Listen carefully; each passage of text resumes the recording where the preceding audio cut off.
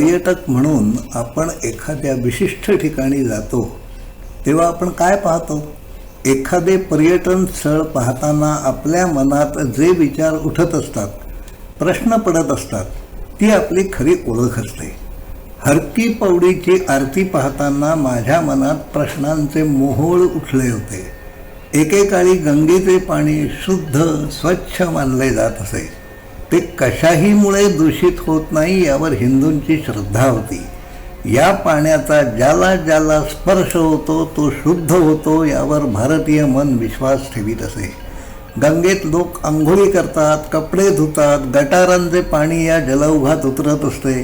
त्या प्रवाहात प्रेतेही फेकून दिली जात असत. तरीही त्या पाण्याला शुद्ध पवित्र का मानले जाते? ब्रिटिशांना याचा शोध घ्यायचा होता. भारताचा ताबा घेतल्यानंतर ब्रिटिशांनी याचा शोध घेण्याचा शिस्तबद्ध प्रयत्न केला. भारतावर ते राज्य दीर्घकाळापर्यंत अबाधित राहायला हवे यासाठीचा विचार ब्रिटिश साम्राज्यात नियोजन पद्धतीने केला जात होता. स्वतःच्या थंड प्रदेशातून भारतासारख्या दूरच्या देशात सैनिक पाठवताना त्यांना कोणतेही साथीचे आजार होऊ नयेत यासाठीची काळजी तेथील राज्यकर्ते घेत होते.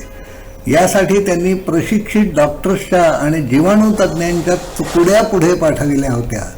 ही कथा 1891 सालातील आहे.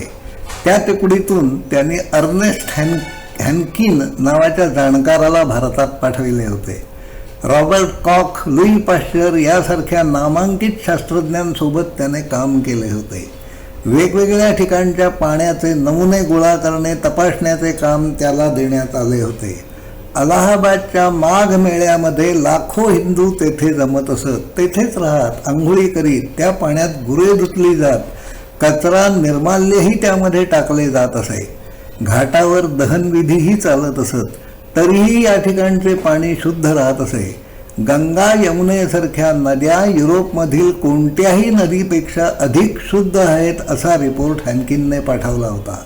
या नद्यांच्या पाण्यात जीवाणूविरोधी अँटीबॅक्टेरियल गुणधर्म आहेत असे त्याला सांगण्यात आले. पण हॅनकिन वैज्ञानिक होता.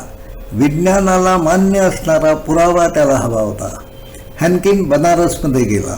स्नानाच्या घाटावर जेथील गटारे गंगेत सोडली जात होती तेथील पाण्याचे नमुने त्याने घेतले. तेथील 1 क्युबिक सेंटीमीटर पाण्यात त्याला कॉलऱ्याचे लाखो जंतू सापडले. पण पुढील 6 तासात ते सारे मेले होते.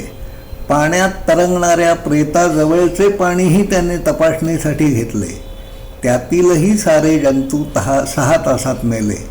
1896 सालच्या annuls of the Pasteur institute यामध्ये हॅनकिन याने नोंदवलेला हा सारा तपशील पाहता येतो. गंगेच्या पाण्यातील कॉलराच्या जंतूंना मारणारा सूक्ष्मजीव अल्ट्राव्हायरसचा शोध पुढे 1912 साली लागला. त्याला बॅक्टेरियोफेजेस असे नाव दिले गेले. पण गंगा आता तेवढी शुद्ध राहिली आहे का? त्यावेळी अखंड भारताची लोकसंख्या जेमतेम 20 कोटी होती. आता फक्त उत्तर प्रदेशची लोकसंख्या 22 कोटी आहे. पाणी शुद्ध ठेवण्याचा गंगेचा गुणधर्म कधीच संपला आहे. गंगेची आरती पाहायला जाणाऱ्या पर्यटकांना हे सारे जाणून घेण्याची आस असेल असे मला वाटत नाही. पण ही सारी माहिती कुठेतरी नोंदवायला हवी असे वाटत असल्याने हे सादरीकरण मी तयार ठेवीत आहे. धन्यवाद.